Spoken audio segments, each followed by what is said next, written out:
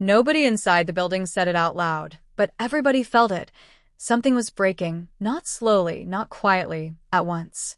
Phones buzzing, emails stacking, executives refreshing numbers like their jobs depended on it. Because overnight, the story had flipped. And the crazy part? Nobody in the league caused it. One player did. Caitlin Clark. Just a few months ago, she was supposed to be the future. The nice marketing piece. The ratings boost. The rookie you slowly build around. That was the plan, slow, controlled, safe. But Caitlin Clark doesn't move slow, and that's where everything went wrong. While the league was busy planning its next collective bargaining meetings, arguing contracts, dealing with paperwork leaks, something bigger was happening outside their control. NBC called. Not for a cameo, not for a cute segment, but for prime time, for the NBA stage, for millions watching. And just like that, she stepped onto national television. Not like a guest, like the main attraction. The broadcast started normal. Highlights, laughing analysts, standard talk. Then the host casually said her name. Joining us tonight, Caitlin Clark. Simple. Harmless. Except it wasn't. Because the second the camera cut to her, the entire energy changed. She didn't look excited, didn't look starstruck, didn't look grateful. She looked calm, like she'd been there forever, like the moment belonged to her. And then she started talking, breaking down pick-and-roll coverages, calling out defensive mistakes before replays, correcting former NBA players mid-sentence. Not asking, correcting. A rookie teaching veterans live, with millions watching. That's when social media exploded. Not slowly, instantly. Clips everywhere. Wait, why is she this good on TV? She sounds like an analyst already. Why isn't she on every game? And just like that, the broadcast stopped being about basketball. It became about her. That's when the panic quietly started. Events where you need help with the viewership, fam. Now, it was also announced that the president of NBC Sports ended up saying that he might want Caitlin Clark back more than that March 29th appearance that they already announced. Let's take a look at this, man. According to NBC Sports President Rick Cordella, Clark's performance checked every box the network hoped for. The appearance was not treated as a one-off moment, but rather as a glimpse into what her future in sports media could look like. While Clark remains focused on her playing career, NBC clearly views her as a natural fit in front of the camera and someone worth investing in long-term. Something might be nascent here, man. Hey, I'm just saying. All right, so it says NBC Sports leadership weighs in. Rick Cordella spoke positively about Clark's debut, noting that she did a good job and handled the role with ease. He highlighted her understanding of the game and her ability to... Because inside the Women's National Basketball Association offices, something uncomfortable happened. People stopped talking about teams, stopped talking about games. They were only talking about Clark. Are you watching this? Why is she trending above us? How did NBC get her first? Nobody had answers, because while the league was busy negotiating paperwork, NBC Sports moved fast, signed fast, reacted fast. In time. They need to continue to keep these lines of communication open if all of them are in it to have a season and to get this CBA done. But I do think it's interesting that she's saying that the Players Association is getting ready for that. They want to have the resources so that the players have somewhere to go, and she kind of alluded to it there. So they're kind of preparing for it if they have to. And they're actually not the only place that is preparing for it. Unrivaled is also a place that is preparing for a strike, and we've heard it from other players. Like we've heard Natasha Cloud say, if there's a strike or there's a lockout in the WNBA, everybody can go and play in Unrivaled. Which brings me to my last point on Unrivaled. You know, I know a lot of people are kind of like hating about being a part of Unrivaled and also trying to negotiate the WNBA, but it's like, I want two things to both be successful. And literally that's how I'm looking at it. Like, I'm looking at this from a pure business standpoint and how things can be great for everyone. I think that Unrivaled, the only thing that Unrivaled is showing is positive. When you show players on social media or in games or wherever the case may be, people watch. Right. So we can't not have that for our summer season in the WNBA.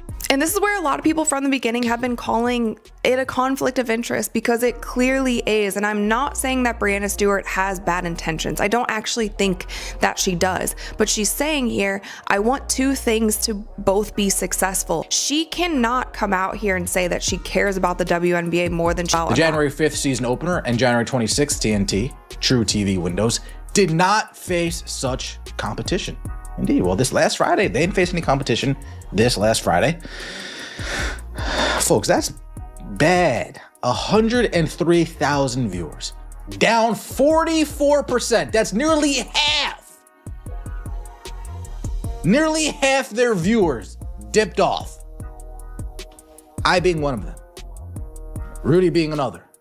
I'm sure many of you as well said, I ain't coming back. Many of you probably said, I ain't going either. I'm not coming back, and I'm not going to check it out either. Oof. Well, let's get into some positive news, shall we? Let's get into something a little bit more positive. Sunday night basketball, milestone for NBA on NBC Sports. Lakers-Knicks, 4.5 million viewers on NBC plus Telemundo, 5 million peak audience. Most watched regular season Sunday night NBA game since 2002, excludes Christmas Day. Sunday night NBA games. Now, a Sunday night NBA, is that ABC included, or the ABC games Saturday night games from back in the day? And stole the spotlight overnight. Then the numbers came, and that's when it hurt. Segments with Clark, ratings way up, clips with her face. Millions of views every time she spoke. Engagement exploded. Meanwhile, league content stayed flat, normal, quiet. That contrast felt like a slap because it exposed something brutal. Fans weren't following the league. They were following her. And once fans follow a player instead of the brand loses control. That's when meetings started. Emergency ones closed. Doors, phones face down. AT, the head of the table, sat Kathy Engelberg, listening, watching. Numbers on screens, Clark everywhere except under league control. Someone finally whispered it. What if she doesn't need us anymore? The room went silent, because that sentence is every commissioner's nightmare. If the player doesn't need the league has no leverage, no control, no power. And that's exactly what this felt like. Not growth, loss of control. But that wasn't the only problem, because while Clark was dominating NBC, another project was quietly struggling, unrivaled. Big idea, big promotion, big expectations. But the crowds were small, shockingly small. Reports said barely 20,000 viewers, sometimes less. Meanwhile, Clark's NBC debut millions, not thousands. Millions. The comparison was embarrassing. One side begging for attention, the other pulling it naturally. Without trying, without forcing. That's when jealousy crept in. Also made it clear that Clark was well prepared and comfortable in the setting, something that stood out given the size of the audience and the spotlight that comes with an NBA national broadcast. Spotlight at Madison Square Garden. Clark's analyst role came during a big matchup between the New York Knicks and the Los Angeles Lakers, a game that naturally draws national attention. Madison Square Garden provided a fitting backdrop for her first major NBA television appearance. NBC Sports viewed the setting as an opportunity for Clark to share her perspective without forcing the moment. Her analysis focused on the flow of the game, player tendencies, and situational basketball, keeping the broadcast grounded and accessible. More Clark already on the schedule. NBC is planning to bring Clark back later this season. Cordell confirmed that she is scheduled to appear as an analyst for the Knicks vs. Thunder on March 29th.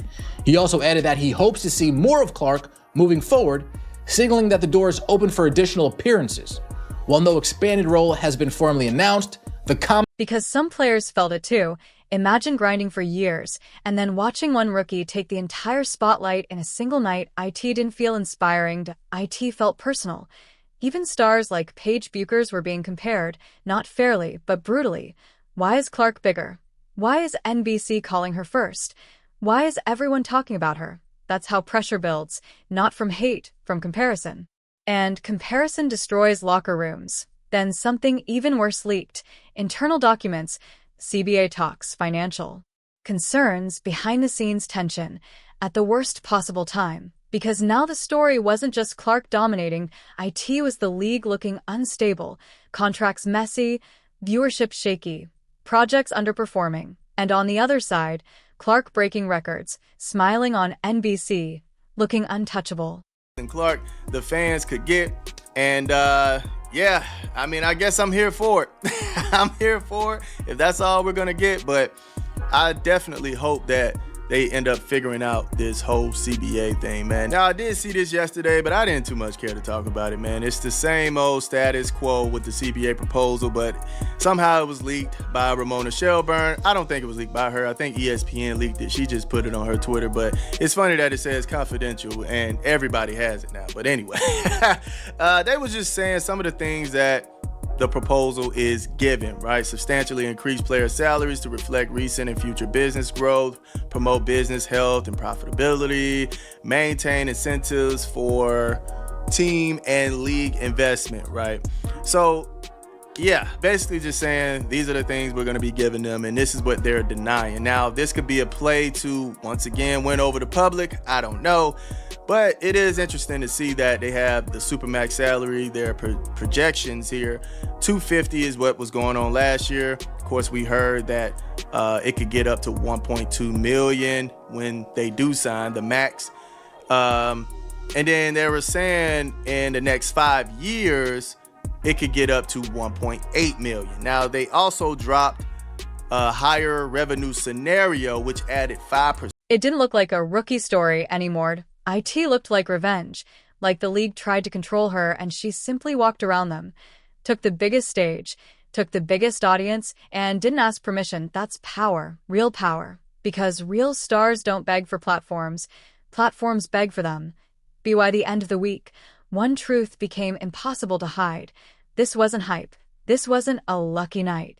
This was a shift, a permanent one. That Clark wasn't just a WNBA player anymore.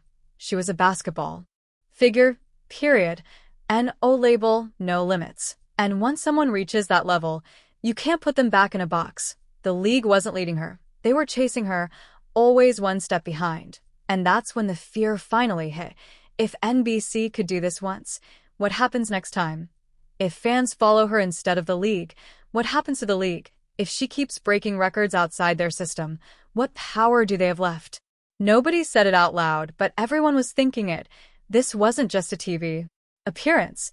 This wasn't just a good game. This was the night control slipped, the night the system cracked, the night one player quietly became bigger than the machine built to contain her. And the scariest part, she didn't fight, didn't argue, didn't complain. She just showed up and took everything, their viewers, their spotlight, their attention. And once attention leaves, it rarely comes back. While NBC celebrated, while fans replayed clips, while her name kept trending, league offices sat in silence. Because deep down, they knew something terrifying. They didn't lose a game. They didn't lose a contract. They lost control. And once you lose control of your biggest star, you don't run the future anymore. She does.